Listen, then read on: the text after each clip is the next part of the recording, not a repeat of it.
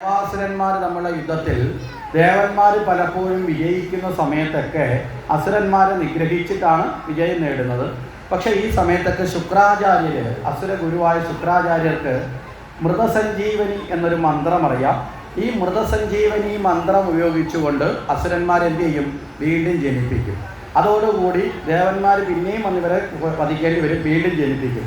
അപ്പോൾ ദേവന്മാർ എത്ര കണ്ട് ഇവരെ ദുർബലപ്പെടുത്താൻ നോക്കിയിട്ടും പറ്റാത്ത അവസ്ഥ വന്നു. ഇങ്ങനെ വന്നപ്പോൾ ദേവന്മാരെല്ലാവരും കൂടി നേരെ വിഷ്ണുവിൻ്റെ അടുത്തെത്തി. വിഷ്ണു ഭഗവാനോട് പ്രാർത്ഥിച്ചു, അല്ലയോ ഭഗവാനെ, ഈ അസുരന്മാരെ ഞങ്ങൾ വധിക്കുന്നുണ്ട്, പക്ഷേ ഈ ശുക്രാചാര്യയുടെ കയ്യിൽ എന്തുണ്ട്? മൃതസഞ്ജീവനി മന്ത്രമുണ്ട്. ആ മൃതസഞ്ജീവനി ഉപയോഗിച്ച് ശുക്രാചാര്യർ വീണ്ടും പുനർജനിപ്പിക്കുന്നതുകൊണ്ട് ഞങ്ങൾക്ക് ഈ അസുരന്മാരുടെ ശല്യത്തിൽ നിന്ന് രക്ഷപ്പെടാൻ സാധിക്കുന്നില്ല എന്ന് പറഞ്ഞു. വിഷ്ണു ഭഗവാൻ പറഞ്ഞു, ശരി, അങ്ങനെയാണെങ്കിൽ ഞാൻ ആ കാര്യത്തിൽ നിങ്ങളെ സഹായിക്കാം എന്ന് പറഞ്ഞുകൊണ്ട് വിഷ്ണു ഭഗവാൻ അസുരന്മാരോട് യുദ്ധത്തിലേർപ്പെട്ടു. ആ യുദ്ധവേളയിൽ വെച്ച് വിഷ്ണു ഭഗവാൻ തൻ്റെ സുദർശനം ഉപയോഗിച്ച് ഇവരെ ചെയ്ത് ഭസ്മീകരിച്ചു കളഞ്ഞു. ഭസ്മീകരിക്കപ്പെട്ടതോടുകൂടി ശുക്രാചാര്യയുടെ മൃതസഞ്ജീവനി മന്ത്രം ഏൽക്കാതെ അവസ്ഥ വന്നു. മൃതസഞ്ജീവനി മന്ത്രം ഏൽക്കണമെങ്കിൽ ശരീരം വേണം. ഇവിടെ ഭസ്മീകരിച്ചാൽ പിന്നെ ശരീരമുണ്ടോ? ശരീരം ഇല്ല. അങ്ങനെ വന്നപ്പോൾ ഈ മന്ത്രം ജപിച്ച് അസുരന്മാരെ പുനർജീവിപ്പിക്കാൻ കഴിയാതെ വന്നു. അസുരകുലത്തിലാണെങ്കിൽ പുരുഷന്മാരില്ലാത്ത അവസ്ഥയിലേക്കും എത്തി. വളരെ കുറച്ച് പുരുഷന്മാരെ അവശേഷിച്ചുള്ളൂ. അവരെല്ലാവരും ദേവന്മാരെ ഭയന്ന് പല സ്ഥലങ്ങളിൽ പോയി താമസമായി. സ്ത്രീകൾ മാത്രം അവശേഷിക്കുന്ന ഒരവസ്ഥയിലെത്തി. ഇങ്ങനൊരവസ്ഥയിൽ മുന്നോട്ട് പോയാൽ അസുരന്മാരുടെ നിലനിൽപ്പ് പൂർണ്ണമായും അപകടത്തിലാകും എന്ന് മനസ്സിലായി. ആ സമയത്ത് അസുരൻ്റെ രാജ്ഞിമാരായിരുന്ന ദാനവതിയും ദാരുവതിയും, ഈ രണ്ട് ബുദ്ധിമതികളായിട്ടുള്ള ഈ രണ്ട് സ്ത്രീകളും ശുക്രാചാര്യരെ വന്ന് കണ്ടു. ശുക്രാചാര്യരോട് ചോദിച്ചു, ശുക്രാചാര്യരെ, നമ്മുടെ കുലം അന്യം നിന്ന് പോകുന്ന അവസ്ഥയിലാണ്. പുരുഷന്മാരെല്ലാം മരണപ്പെട്ടു, ബാക്കിയുള്ളവരൊക്കെ ഭീരുക്കളായി എവിടെയോ ഒളിച്ച് താമസമായി. ഇവിടെ സ്ത്രീകൾ മാത്രമാണ് അവശേഷിക്കുന്നത്. അപ്പോൾ ഇതിനൊരു പരിഹാരം കാണാൻ എന്താണ് മാർഗം എന്ന് അന്വേഷിച്ചു. അങ്ങനെ അന്വേഷിക്കുന്ന വേളയിൽ ശുക്രാചാര്യർ പറഞ്ഞു, പുത്ര ലബ്ധിക്ക് വേണ്ടി നിങ്ങൾ എന്ത് ചെയ്യണം? ബ്രഹ്മാവിനെ തപസ് ചെയ്യാൻ പറഞ്ഞു. പുത്ര ലബ്ധിക്ക് വേണ്ടി, കാരണം മക്കളുണ്ടാവണമല്ലോ. പുരുഷ പ്രജകളില്ലാത്ത സ്ഥിതിക്ക് ഭഗവാനെ ആശ്രയിച്ച് മക്കൾക്ക് ജന്മം കൊടുക്കാനുള്ള പ്രാർത്ഥന നടത്താൻ പറഞ്ഞു. അങ്ങനെ ഇവിടെ ഈ ദാനവതിയും ദാരുവതിയും കൂടി എന്ത് ചെയ്തു? ബാക്കി സ്ത്രീകളെല്ലാം ഒപ്പം കൂട്ടി അസുര സ്ത്രീകളെല്ലാം കൂടി കഠിനമായ തപസ്സിലേർപ്പെട്ടു. ആ തപസ്സിൻ്റെ ഒടുവിൽ ഭഗവാൻ പ്രത്യക്ഷപ്പെട്ടു. ഭഗവാൻ പ്രത്യക്ഷപ്പെടുന്ന സമയത്ത് എന്ത് വരം വേണമെന്ന് ചോദിച്ചപ്പോൾ ഇവർ പറഞ്ഞു, ഞങ്ങൾക്ക് അതിശക്തന്മാരായ പുത്രന്മാരുണ്ടാവണം, ദേവന്മാരാൽ പരാജയപ്പെടാൻ സാധിക്കാത്ത പുത്രന്മാർ ജനിക്കണം എന്ന് പറഞ്ഞു. അങ്ങനെ ഭഗവാൻ അനുഗ്രഹിച്ചു. ആ അനുഗ്രഹിച്ച സമയത്ത് ഈ തപസ്സിന് നേതൃത്വം കൊടുത്ത വളരെ തീവ്രമായ തപസ് ചെയ്ത രണ്ടുപേര് ഈ ദാനവതിയും ദാരുവതിയുമാണ്. അവരുടെ തപസ് കുറച്ചുകൂടി തീവ്രമാണ്, പ്രാർത്ഥന. അതുകൊണ്ട് അവർക്ക് കുറേ കൂടി ശക്തിയുള്ള പുത്രന്മാരെ ലഭിച്ചു. അതിൽ ദാനവതിയേക്കാൾ തീവ്രതയിൽ തപസ് ചെയ്തത് ദാരുവതിയാണ്. അതുകൊണ്ട് ദാരുവതിയുടെ മകൻ അതിശക്തനായി തീർന്നു. അങ്ങനെ രണ്ട് മക്കൾക്ക് ജന്മം കൊടുത്തു. ഈ രണ്ടു മക്കളാണ് ദാനവനും, ദാനവതിയുടെ മോൻ ദാനവനും ദാരുവതിയുടെ മോൻ ദാരുകനും എന്ന പേരിൽ ജനിച്ചു. അങ്ങനെ ഇവർ രണ്ടുപേരും ജനിച്ചു കഴിഞ്ഞു. അങ്ങനെ ഈ മക്കളൊക്കെ വളർന്നു വന്നപ്പോൾ ഇവർ ശുക്രാചാര്യ ഗുരുനാഥൻ്റെ അനുഗ്രഹമൊക്കെ ഏറ്റുവാങ്ങി. ശുക്രാചാര്യരോട് ചോദിക്കുമ്പോൾ ശുക്രാചാര്യർ പറഞ്ഞു, നിങ്ങൾ വരബലം കൊണ്ട് ജനിച്ചവരാണ്, പക്ഷേ ആ ബലം മാത്രം പോരാ നിങ്ങൾക്ക് എന്തിന്? ദേവന്മാരോട് പിടിച്ചു നിൽക്കാൻ. അതുകൊണ്ട് എന്ത് വേണം? കൂടുതൽ തപസ് ചെയ്യാൻ ആവശ്യപ്പെട്ടു. അങ്ങനെ ദാരുകനും ദാനവനും പോയി വീണ്ടും തപസ് ചെയ്യും. ആ തപസ്സിൻ്റെ ഫലമായിട്ട് ദാരുകൻ അവിടെ നിന്നൊരു വരം നേടി. അതായത് അയോനിജയായ സ്ത്രീ അല്ലാതെ മറ്റാരും എന്നെ വധിക്കാൻ പാടില്ല എന്നൊരു വരം ആര് നേടി? ദാരുകൻ നേടി. ഈ വരമൊക്കെ നേടിക്കഴിഞ്ഞ് തിരിച്ചു വരുന്നതോടുകൂടി ദാരുകൻ ഏറ്റവും ശക്തനായ രാജാവായി മാറുകയാണ് അസുരകുലത്തിൻ്റെ. നമ്മളിന്ന് ഉച്ചയ്ക്ക് പറഞ്ഞ ഹിരണ്യകശിപു ഉണ്ടല്ലോ അല്ലേ? ആ ഹിരണ്യകശിപുവിൻ്റെ കിരീടം ഹിരണ്യകശിപുവിന് ശേഷം ശിരസിൽ വെക്കാനുള്ള ഭാഗ്യം കിട്ടിയത് ദാരുകനാണ്. കാരണം അതിത്രയും ശക്തനാണ് ആര്? ദാരുകൻ. ആ കിരീടം തന്നെ ആരെ അണിയിച്ചു? ശുക്രാചാര്യർ ദാരുകനെ അണിയിച്ച് ദാരുകനെ അസുര രാജാവായി പ്രഖ്യാപിച്ചു. ദാനവനെ യുവരാജാവാക്കി. ആ സമയത്ത് ഈ ശക്തിമാനായ രണ്ടുപേര് അസുരന്മാരുടെ രാജാവായി എന്നറിഞ്ഞതോടുകൂടി ഭയന്ന് പല ഭാഗത്ത് ജീവിച്ചവരൊക്കെ ഒരുമിച്ച് വന്നു ചേർന്നു. അങ്ങനെ അസുരശക്തി ഒന്നിച്ചു ചേർന്ന് വീണ്ടും ശക്തമായി വന്നു. ദാരുകനാകട്ടെ ദേവന്മാരെ ദേവലോകം ആക്രമിച്ചു.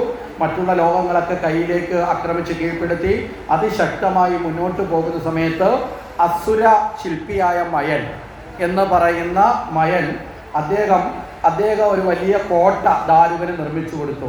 ആ കോട്ട അന്തിമാള കോട്ട എന്നറിയപ്പെടുന്നൊരു കോട്ടയാണ്. അതിനുള്ളിലേക്ക് ദേവന്മാർക്ക് പോലും പ്രവേശിക്കാൻ പറ്റാത്ത അത്യന്തം മായാസ്വരൂപമാർന്ന കോട്ടയാണ് ദാരുകൻ്റെ കോട്ട. മനസ്സിലായില്ലേ? നമ്മൾ ദേവീചരിതം, ഭദ്രകാളി ചരിതം പ്രത്യേകിച്ച് പഠിച്ചാൽ നമുക്ക് കാണാൻ സാധിക്കും ദാരുകൻ്റെ കോട്ട എന്ന് പറയുന്നത് വളരെ ഫേമസ് ആയിട്ടുള്ള ഒന്നാണ്. കാരണം സാധാരണ വ്യക്തികൾക്ക് അതിനുള്ളിലേക്ക് കടക്കാൻ സാധിക്കില്ല. അത്രയും ശക്തിമത്തായ കോട്ട നിർമ്മിച്ചു കൊടുത്തു. കൂടാതെ തൻ്റെ പുത്രിയായ ആ മനോമയെ കൂടി ആർക്ക് വിവാഹം കഴിച്ചു കൊടുത്തു? ദാരുകന് വിവാഹം കഴിച്ചു കൊടുത്തു. ഈ മനോമയി അല്പം വ്രതശുദ്ധിയൊക്കെയുള്ള പെൺകുട്ടിയാണ്. ആ രീതിയിൽ വിവാഹം കഴിച്ചു കൊടുത്തു. അപ്പോൾ ഈ മനോമയുടെ ശക്തിയും ഭർത്താവിൻ്റെ ശക്തിയോടൊപ്പം ചേർന്ന് നിൽക്കാൻ തുടങ്ങി. അതോടുകൂടി ദാരുകൻ അതിശക്തനായി മാറി. ഈ ദാരുകൻ്റെ അക്രമം കൊണ്ട് ദേവന്മാരെല്ലാം പൊറുതിമുട്ടി. ഏറ്റവും ഒടുവിൽ പലതരത്തിലും പല രീതിയിലും ഇതിൽ നിന്നൊക്കെ രക്ഷ പ്രാപിക്കാൻ വേണ്ടിയിട്ട് പലതരത്തിലും ആശ്രയിക്കാൻ തുടങ്ങി. അങ്ങനെ ആശ്രയിച്ചു വരുന്ന സമയത്ത് ഈ ദാരുകനിൽ നിന്ന് ഈ ദേവന്മാരെ രക്ഷിക്കുവാൻ ഒരു വഴിയും ഇല്ലാതെ വന്നപ്പോൾ ദേവന്മാരെല്ലാവരും കൂടി സപ്തമാതൃക്കൾക്ക് ജന്മം കൊടുത്തു. 7 ദേവിമാർക്ക് ദേവന്മാരുടെ ചൈതന്യം എല്ലാം കൂടെ ചേർന്ന് 7 ദേവിമാരുണ്ടായി. ഈ 7 ദേവിമാരും കൂടി നേരെ ആരുടെ അടുത്തേക്ക് പോയി? യുദ്ധത്തിന് ദാരുകൻ്റെ അടുത്തേക്ക് പോയി. ദാരുകനാകട്ടെ ഈ 7 ദേവിമാരെയും പരാജയപ്പെടുത്തി. അതോടുകൂടി ദാരുകന് തൻ്റെ കരുത്ത് വർദ്ധിച്ചു, അഹങ്കാരം വർദ്ധിച്ചു. കാരണം എന്താ? ദേവന്മാർ അയച്ചിട്ടുള്ള 7 പേരെയും എന്ത് ചെയ്തു? യുദ്ധം ചെയ്ത് പരാജയപ്പെടുത്തി. ഈ 7 പേരും അയോനിജയുമാണ്. മനസ്സിലായില്ലേ? അപ്പോൾ അയോനിജയായ സ്ത്രീയാൽ മരിക്കാവൂ എന്ന് വ്രതം നേടിയെങ്കിലും അയോനിജയായ ദേവന്മാരുടെ ശക്തിയെ പരാജയപ്പെടുത്തി എന്നുള്ള ഒരഹങ്കാരത്തിനും കൂടി കാരണമായി മാറി. അതോടുകൂടി ദാരുകൻ കൂടുതൽ വെല്ലുവിളികൾ ഉയർത്താൻ തുടങ്ങി. അങ്ങനെ വന്നപ്പോൾ എല്ലാവരും കൂടി ശിവനെ ആശ്രയിച്ചു. ഈ സമയത്ത് ശിവൻ തൻ്റെ തൃക്കണ്ണിൽ നിന്ന്, തൻ്റെ തിരുനെറ്റിയിൽ നിന്ന് ആർക്ക് ജന്മം കൊടുത്തു? ഭദ്രകാളിക്ക് ജന്മം കൊടുത്തു. ആ ഭദ്രകാളിക്ക് ജന്മം കൊടുത്തിട്ട് ഭദ്രകാളിക്ക് ഒരു ആയുധവും കൊടുത്തു, ഒരു വലിയ കൊടുവാളും ഒക്കെ കൊടുത്തിട്ട് പറഞ്ഞു ആരെ ആക്രമിക്കാൻ? ദാരുകനെ ആക്രമിക്കാൻ പറഞ്ഞു. ആ ദാരുകനെ ആക്രമിച്ചതിന് ശേഷം ആ ദാരുകൻ്റെ ശിരസ് വെട്ടി തൻ്റെ കാൽപാദത്തിൽ വെക്കണം എന്നുകൂടി ശിവൻ ആജ്ഞ കൊടുത്തു. അതാണ് നമ്മൾ ഈ ഭദ്രകാളി പ്രതിഷ്ഠ കാണുമ്പോൾ ഒരു തല കയ്യിൽ പിടിച്ചുകൊണ്ട് നിൽക്കുന്ന രൂപത്തിൽ കാണുന്നത്. മനസ്സിലായില്ലേ? അപ്പോൾ ആ ദാരുകനെ ശിരസ് ഛേദിച്ച് വേണം തിരിച്ചു വരാൻ എന്ന് പറഞ്ഞു. അങ്ങനെ ഈ ആയുധമൊക്കെ കൊടുത്ത് യാത്രയാക്കി. അങ്ങനെ ഭദ്രകാളി നേരെ എത്തി ദാരുകനുമായി അതിഘോരമായ യുദ്ധത്തിലേർപ്പെട്ടു. ദാരുകനൊരു പ്രത്യേകത കൂടിയുണ്ട്. ദാരുകൻ്റെ ശരീരത്തു നിന്ന് രക്തം താഴെ വീണാൽ അതിൽ നിന്നൊക്കെ രക്തബീജനെ പോലെ ഒരു വരമുണ്ട് ദാരുകന്. ആ രക്തത്തിൽ നിന്നൊക്കെ അടുത്ത ദാരുകന്മാർ ജനിക്കും. മനസ്സിലായില്ലേ? അപ്പം ചിതറിത്തെറിക്കുന്ന ഓരോ രക്തത്തുള്ളികളും അപകടമാണ്. ഇതറിയാവുന്ന ഭദ്രകാളി പോകുന്ന നേരത്ത് ഭദ്രകാളി വാഹനമായിട്ട് വേതാളത്തെ സ്വീകരിച്ചു. കാരണം എന്താ? നിലത്ത് വീഴാതെ ഈ രക്തം മുഴുവൻ ആര് നക്കി കുടിക്കും? വേതാളം നക്കി കുടിക്കും. അതാണ് ഭദ്രകാളിയുടെ വാഹനത്തിൽ വേതാളം വന്നു ചേരുന്നതിൻ്റെ ഒരു തത്വം. പിന്നീട് നമുക്കറിയാം, തല വെട്ടിക്കൊണ്ട് വരുന്ന സമയത്ത് തന്നെ ദേവിയുടെ വിഗ്രഹത്തിൽ കാണാം താഴെ ഒരു കിണ്ണം പിടിച്ചിരിക്കുന്നതായിട്ടൊരു രൂപമുണ്ട് അല്ലേ? ആ രക്തം നിലത്ത് വീഴാൻ പാടില്ല. കാരണം അത്ര ദുഷിച്ചതാണ്. കാരണം അഹങ്കാര ബീജം എവിടെ വീണാലും അവിടെ നശിക്കും. അതാണ് അഹങ്കാരം. എവിടെയാണോ വീഴുന്നത് അവിടെ നശിക്കും, നാശമാവും. അത്ര അഹങ്കാരിയാണ് ആര്? ദാരുകൻ. അങ്ങനെ ദാരുകനെ വധിക്കാൻ വേണ്ടിയിട്ട് ശ്രമിച്ചു. പക്ഷേ ദാരുകനെ നേരിട്ട് വധിക്കാൻ പറ്റില്ല. അത്ര ശക്തിയായ യുദ്ധം. അങ്ങനെ ദാരുകനുമായിട്ട് അതിശക്തമായ യുദ്ധം നടന്നു. ഈ സമയത്ത് തൻ്റെ ഭർത്താവിൻ്റെ രക്ഷയ്ക്ക് വേണ്ടിയിട്ട് ഇവിടെ ആ ദാരുകൻ്റെ മകളായിട്ടുള്ള വ്യക്തി ആ മനോധരി എന്ത് ചെയ്തു? ആ മനോധരി നേരെ തൻ്റെ തപശക്തി കൊണ്ട്, തൻ്റെ വ്രതശക്തി കൊണ്ട് ആ ഭദ്രകാളിക്ക് വസൂരി എന്ന രോഗം ബാധിപ്പിച്ചു. അതോടുകൂടി ഭദ്രകാളിയുടെ ദേഹം മുഴുവൻ വ്രണങ്ങൾ കൊണ്ട് നിറയാൻ തുടങ്ങി. അങ്ങനെ വ്രണങ്ങൾ വന്ന് പഴുത്ത് കുമ്പള പോലെ വന്ന് പൊട്ടാൻ തുടങ്ങിയതോടുകൂടി ഭദ്രകാളിക്ക് യുദ്ധം ചെയ്യാനുള്ള ശക്തി ക്ഷയിക്കാൻ തുടങ്ങി. ആന്തരികമായി നമുക്കറിയാം, നമ്മൾ എന്തെങ്കിലും ഒരു കാര്യത്തിൽ നിൽക്കുമ്പോൾ നമ്മുടെ ശരീരത്തിലൊരു രോഗം വന്ന് നമുക്ക് പിടിച്ചു നിൽക്കാൻ പറ്റുമോ? ഈ അവസ്ഥയിലേക്ക് ഭദ്രകാളിയെ ആരെത്തിച്ചു? ഈ ദാരുകൻ്റെ പത്നി അവരുടെ ആ ശക്തി കൊണ്ട് അങ്ങനെ ഒരു തൻ്റെ ഭർത്താവിനെ രക്ഷിക്കാൻ വേണ്ടി ഭദ്രകാളിയിൽ അവരെന്ത് ചെയ്തു? ഈ വ്രണങ്ങൾ സൃഷ്ടിച്ചു. അങ്ങനെ ഈ വ്രണങ്ങൾ കൊണ്ട് ഇതാകുന്ന സമയത്ത് ഭദ്രകാളിയും പരാജയപ്പെടുമെന്നുള്ള അവസ്ഥ വരുമ്പോൾ ശിവന്റെ കണ്ഠത്തിൽ നിന്ന് ഉത്ഭവിച്ച മൂർത്തിയാണ് ഖണ്ഡാകർണൻ. മനസ്സിലായില്ലേ? ഖണ്ഡത്തിൽ നിന്നാണ്. അങ്ങനെ ശിവന്റെ കണ്ഠത്തിൽ നിന്ന്, ആ കണ്ഠമാണ് നീലകണ്ഠമാർന്ന കണ്ഠത്തിൽ നിന്ന്, കാരണം സർവവിഷത്തെയും ഹരിക്കുന്ന ഭഗവാന്റെ സ്ഥാനമാണ് കാളകൂടത്തെ ഹരിച്ച നീലകണ്ഠ സ്വരൂപമാർന്ന കണ്ഠം. ആ കണ്ഠത്തിൽ നിന്നാണ് സർവവിധമായ വ്യാധികളെയും ഇല്ലാതാക്കാൻ കഴിവുള്ള ദേവനായി കണ്ഠാകർണൻ ജനിക്കുന്നത്. അപ്രകാരമുള്ള കണ്ഠാകർണ സ്വാമി നേരെ യുദ്ധക്കളത്തിലേക്ക് എത്തി, ശിവന്റെ അനുഗ്രഹം വാങ്ങി യുദ്ധക്കളത്തിലേക്ക് എത്തി. അവിടെ എത്തിയതിന് ശേഷം സാക്ഷാൽ ഭഗവതിയുടെ ശരീരത്തുള്ള വസൂരി മുഴുവൻ എന്ത് ചെയ്തു? തൻ്റെ നാവ് പുറത്തോട്ടിട്ട് നക്കി എടുത്തു. മനസ്സിലായില്ലേ? തൻ്റെ നാവ് കൊണ്ട് അത് മുഴുവൻ നക്കി മാറ്റി. പക്ഷേ മുഖകമലത്തിൽ മാത്രം സഹോദരി എന്ന ഭാവം കൊണ്ട് സ്പർശിച്ചില്ല. അതാണ് ഭദ്രകാളിയുടെ മുഖത്ത് വസൂരി കുത്തുകൾ നിറഞ്ഞ മുഖഭാവമായിട്ട് നമ്മുടെ ഈ കഥകളിയൊക്കെ രൂപത്തിലൊക്കെ അവതരിപ്പിക്കും കാണാം.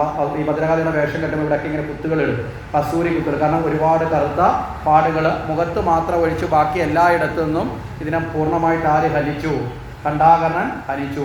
അതോടുകൂടി ആ കണ്ഠാകർണനും കൂടി വന്നു ചേർന്നതോടുകൂടി ഭദ്രകാളി 10 മടങ്ങ് ശക്തിമയിയായിട്ട് മാറുകയും നേരെ തൻ്റെ ജട അഴിച്ച് മുടി അഴിച്ചിട്ടിട്ട് അവിടെ രാത്രിയായെന്ന പ്രതീതി ഉണ്ടാക്കി. രാത്രിയായെന്ന് വിചാരിച്ച് ദാരികൻ എന്ത് ചെയ്തു? സൂര്യനെയൊക്കെ മറച്ചു.